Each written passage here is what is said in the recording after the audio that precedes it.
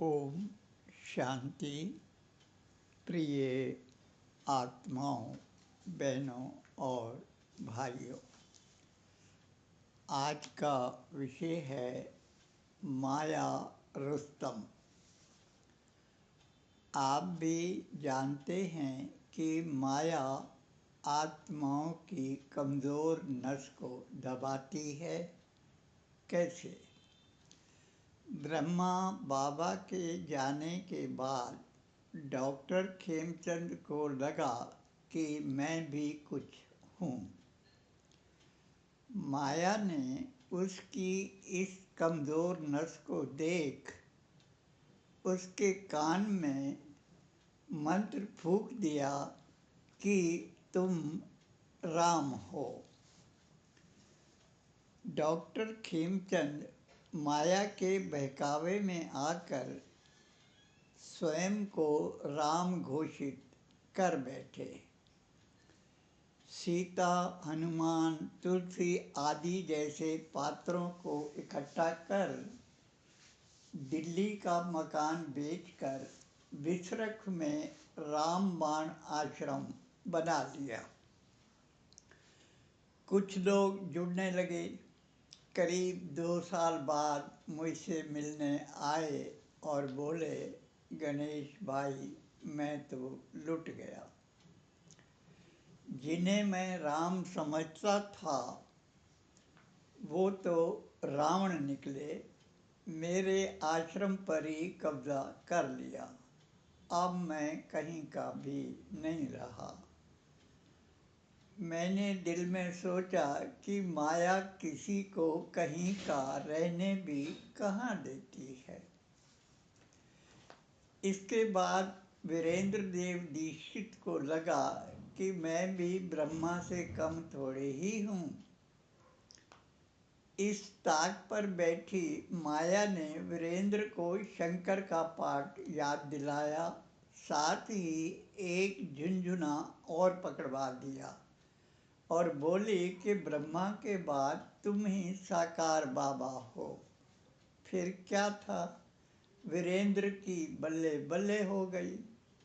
साकार के चक्कर में अनिश्चय बुद्धि आत्माएं इससे जुड़ने लगी और वीरेंद्र देव बाबा बन इन्हें उपदेश देने लगे कि शिव तो निराकार है, साकार में मिलन कैसे होगा। अब शिव मेरे द्वारा साकार में मिलन होगा। इस पर भी वीरेंद्र देव को तसल्ली नहीं हुई तो स्वयं को राम की आत्मा घोषित कर दिया। मूर्खों की कमी तो है नहीं, एक ढूंढो 1000 मिलते हैं। अब वीरेंद्र देव चले गए। बीके वालों को ना समझ और स्वयं को समझदार समझने वाले पीबीके अब पश्चाताप के आंसू बहा रहे हैं। शंकर पार्टी वाले ब्रह्मा कुमारियों पर ये आरोप लगाते हैं कि ये प्रश्नों का उत्तर नहीं देती। ऐसे मूर्खों के प्रश्नों का उत्तर कौन देगा जो यह भी नहीं समझते कि प्रश्नों के उत्तर टीचर देते हैं, ना कि स्टूडेंट। हम सबका टीचर परमात्मा शिव है, ना कि ब्रह्मा कुमारियाँ। ब्रह्मा कुमारियाँ भी हमारी तरह स्टूडेंट हैं। स्टूडेंट को टीचर समझने की मूर्खता करोगे तो उत्तर कहाँ से मिलेंगे। शंकर पार्टी से निकले दशरथ पटेल को विष्णु का पद खाली लगा। माया ने इसकी भी कमज़ोर नस को दबाकर उसे विष्णु घोषित कर दिया।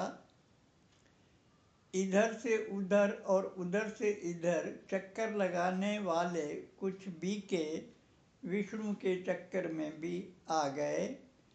अब विष्णु की जगह दशरथ पटेल परम शांति के नाम से अपना कार्यक्रम चला रहे हैं। आगे बढ़ते हैं। भरतना जो इटावे ज़िले में पड़ता है, उन्हें लगा कि मधुबन तो है, महामधुबन का स्थान अभी रिक्त है। महामधुबन की आड़ में वहाँ भी बाबा का पाठ चलने लगा। इनसे भी आत्माएं जुड़ने लगी। इनसे अलग होकर कंजमणि ने स्वयं को ही श्री श्री महानारायण सतवंत घोषित कर दिया और रजनी नाम की बहन को श्री श्री महालक्ष्मी सतवंती घोषित कर लक्ष्मी नारायण के नाम से व्यवसाय चल निकला। इनके साथ भी बहन भाई जुड़ने लगे। इनमें भी नशा था, क्योंकि कंजमणि में महाशिव आते थे और उसके बेटे में शिव आते थे। इनसे जुड़ने वाले एक भाई ने मुझसे कहा कि ये जो खेत खाली पड़े हैं, ये सभी खेत सफ़ेद वस्त्रधारी ब्रह्मा कुमार कुमारियों से भर जाएंगे। ऐसा कहने वालों का अब खुद का अता पता भी नहीं है, क्योंकि कंजमणि यानी श्री श्री महानारायण भी दुनिया छोड़कर चले गए। अब उनके चेले माया का झुनझुना बजा रहे हैं, पछता रहे हैं। आजकल ओम मंडली के बहन भाई भी हवा में उड़ रहे हैं। आज नहीं तो कल इनका अंजाम भी यही होने वाला है, होकर ही रहेगा। यदि मेरी ये बात गलत निकल जाए तो मुझे किसी भी चौराहे पर लटका देना। अरे भोले मानस, जब विश्व एक परिवार है, हट्टी एक है, सत्य एक है, तो बाकी सब क्या है? माया यदि बाबा बनकर ना आए तो आप विश्वास कैसे करेंगे? माया कोई कम रुस्तम तो है नहीं। रामबाण आश्रम, शंकर पार्टी, विष्णु पार्टी, श्री श्री महानारायण आदि के पीछे माया को बाबा समझकर ही तो भागे थे। इन लोगों के साथ जुड़े थे। बाबा की कही बात याद है ना कि अंत में माया महारथियों को भी पटक पटक कर मारेगी। यज्ञ के महारथियों को माया ने ऐसा पटका है कि अब इन्हें स्वयं से भी डर लगने लगा है। इन्होंने इतने गलत काम किए हैं, इतने जुर्म ढाए हैं, हजारों बहन भाइयों का जीवन बर्बाद किया है। इनके यही कारनामे इन्हें इतना डरा रहे हैं कि इनका विरोध करने वाली चंद आत्माओं का सामना करने की भी शक्ति इनमें नहीं है। इसके लिए भक्ति मार्गीय आचार्य देव मुरारी बापू को आगे कर स्वयं उसके पीछे दुबके बैठे हैं, मुंह छिपाए बैठे हैं। माया ने इनकी हालत इतनी पतली कर दी है कि पूछो मत। हो सकता है आप सभी मुझे अपना विरोधी समझते हों, पर ध्यान रहे कि यज्ञ एवं बाप दादा से सच्चा प्यार करने वाली यज्ञ हितैषी, यज्ञ रक्षक कोई भी आत्मा किसी की विरोधी हो नहीं सकती, होगी भी नहीं, भले ही विचार कितने ही अलग अलग क्यों ना हों। आप सभी के लिए निराशा की नहीं, खुशी की बात है कि ये आपके भाग्य उदय होने का समय है।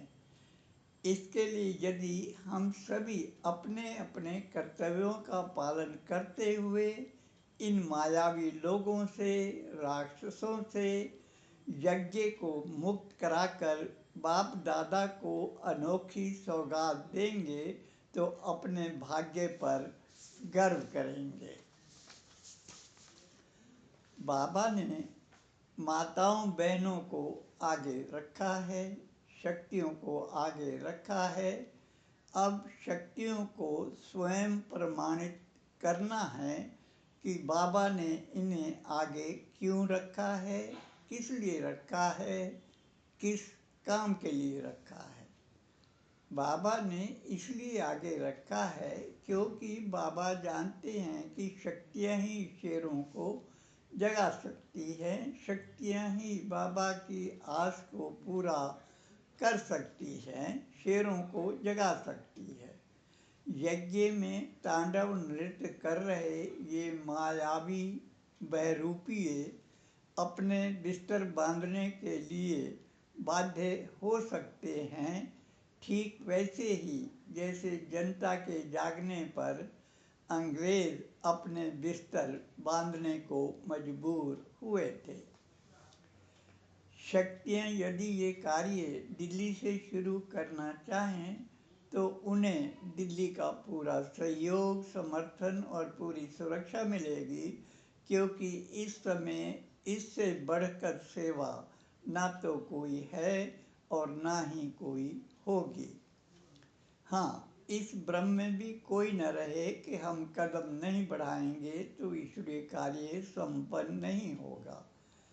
भगवान तो हम सबको अपना भाग्य बनाने का अवसर प्रदान कर रहे हैं, वरना आप जानते हैं कि अकेले अर्जुन के माध्यम से पूरी कौरव सेना और उनका साथ देने वाले आचार्य और धर्म गुरुओं को उनका स्थान बता दिया था कि नहीं। फिर भी हमारे भोले बाबा बड़े दयालु हैं, जो हमको अपना भाग्य बनाने का अवसर प्रदान कर रहे हैं।